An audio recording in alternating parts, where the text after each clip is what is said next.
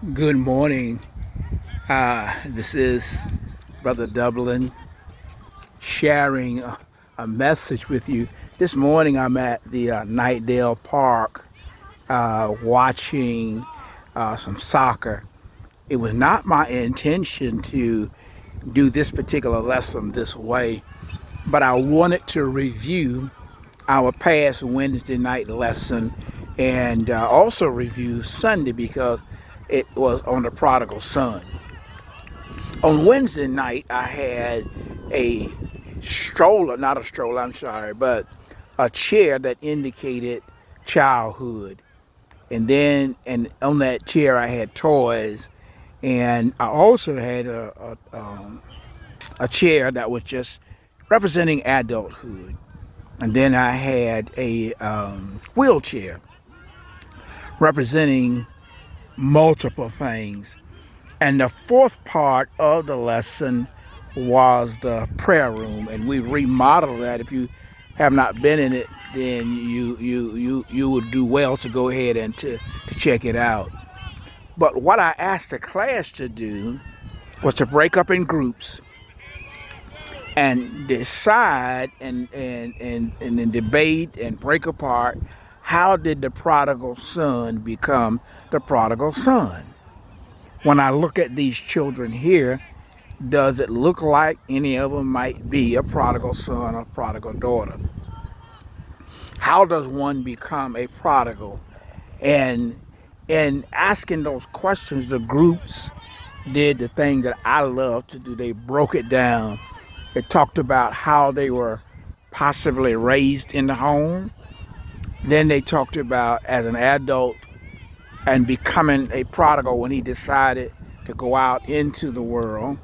And then also talked about on the wheelchair, well, what does all of that mean as far as getting to the end of your life when you've gone through a lot of things? And sometimes one group said the wheelchair represents being broken from the experience of having gone out. And then each group was required to go, not required, but asked to go into the prayer room where it's set up for reflection. The young person started out somewhere being taught something. In the prodigal son, we do not see the story of the mother. We have no idea who the mother was, where she was, what her involvement was. She may have passed. It could be any number of reasons. But we do know that the story leaves a lot out so that we can investigate this very, very compelling story. So to follow up, I taught the lesson on Sunday morning, and I'm also following up. So the review is, don't read the particular story, get into the story, and remember the child that you were.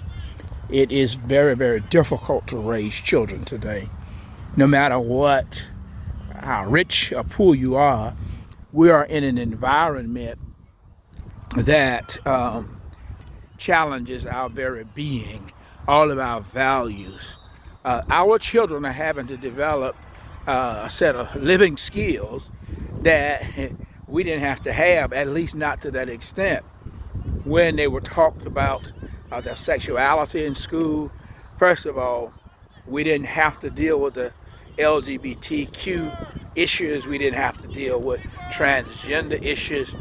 We didn't have to deal with the long-term consequences of people deciding at an early age that they wanted to be another gender, going through surgical procedures and other scientific changes, and then get to the point later on where they decide they no longer want that, but they can't get back to where they were.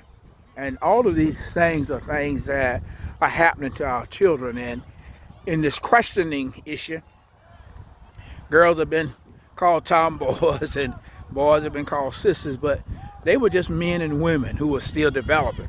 They weren't lesbian, they weren't sisters, or they weren't gay, they were just being themselves. But we had a standard by which you had to act like a man, you had to act like a woman, a girl.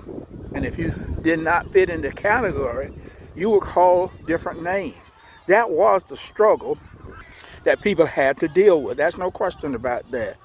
But there was no teaching in a classroom that was leading and influencing a child to become a different gender, to become acceptance of all behaviors and thoughts. That just did not happen. And so today, you have this enormous battle. You have this enormous opportunity in the church. And the enormity of it is look at how the prodigal became the prodigal. What were the circumstances that led to that? Now, you also remember that on Sunday, I said that the older son, the older brother who was so adamantly angry against his brother coming home, was the one who represents church. Sometimes the church can be a place that develops the younger brother. They developed the older brother.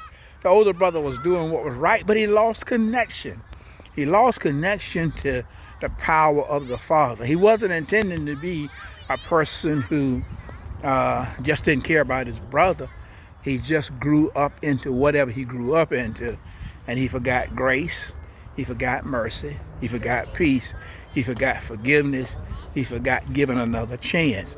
He did not see the wounds of his brother coming home. His brother can never be the same. Even though he came to his senses and even though he came home, he can never be the same, because the person that he was is no longer that person. The person he could have been, no longer that person. Some of the things that he has done that the Father ran out to restore him and renew him and forgive him, he won't forgive himself, because he can't undo what he even sees in his mind. And sometimes he'll actually have the desire to not even think about those shameful things, but they will plague him. And what he does not know is that the more you fight with something that you've done, the more energy you give it. To be victorious, you move into something else. To be victorious, you have to move on. Spend your days and your time being enveloped, being involved in something else that works well for you, and you will be victorious. I've shared with you as a church that when I came to the Lord, I was raised in the Methodist church. I knew of the Lord. I was grounded in that one day I'd be a pastor or preacher. I no longer believe that at that point, but I was drinking every day. And I questioned my baptism, because after the day I got baptized, I poured all my liquor out. I just knew I would never drink again. And that night, I think I was looking down in the sink trying to find that liquor, because I'd been baptized that morning. But the closer it got to that night, that liquor started calling me and say, well, you've been baptized, but I'm not going anywhere. So that desire for transformation and change was real. It was real, but the battle was on. And I was taking on a battle that I couldn't win, because I was going about it the religious way, or what I perceived to be a religious way, rather than letting the Lord Jesus Christ eventually set me free. I was determined by self-effort that I was going to set myself free. And it got worse and worse and worse. The Lord showed me that he wanted me to get busy. And I got involved in everything that Brooks Avenue Church of Christ was doing. And when I got involved with the high school, college, young adults, cleaning up, if the church was doing it, I was involved. And in that involvement, a year later, I was free. I didn't get free because I refused to drink. I just drank less and less and less, because my involvement with the church just wouldn't allow me to go to church with alcohol on my breath, around other people. Once you get involved in doing something that's meaningful and take yourself out of that environment, you'll be set free.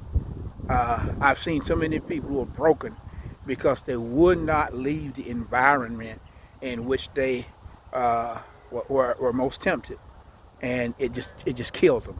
It just killed them. They never could rise above. I've seen people become prodigals and come home, but they've done so much damage because they kept going back into an environment. They knew they were too weak to go in there. They had had so many failures, but they got lied to by somebody else. Satan does that through somebody, or lied to by themselves. You can overcome this, you can handle this. Then they're ashamed, but they keep doing the same thing. If you want to be delivered, if you want to come to your senses, and if you want to know that you can overcome your prodigalness as a son or daughter, then you have to get into that story that the father saw that his son was struggling to get home. He knew that he couldn't get home, and that if he finally made it, he'd be so worn out, so useless. He couldn't celebrate. He couldn't do anything. So God went and got him. God knew how his son walked, what he looked like, and God knows you from a place that nobody else can know you. And in doing so, he will come get you if you allow him to. If you want to take on shame and guilt and think you can overcome it by being more shameful and more guilt, by avoiding your pastors, avoiding your friends who really talk to you straight in the face and who keep you on the straight and narrow, if you can hide and continue to hide your thoughts, your feelings, if you continue just to be the person that stays away, and you got this because you don't want anybody to know, then you will not have the life. The Father can't come get you. You have to come to your senses and realize this life is too big for you. It's too big for anybody else, but not too big for God.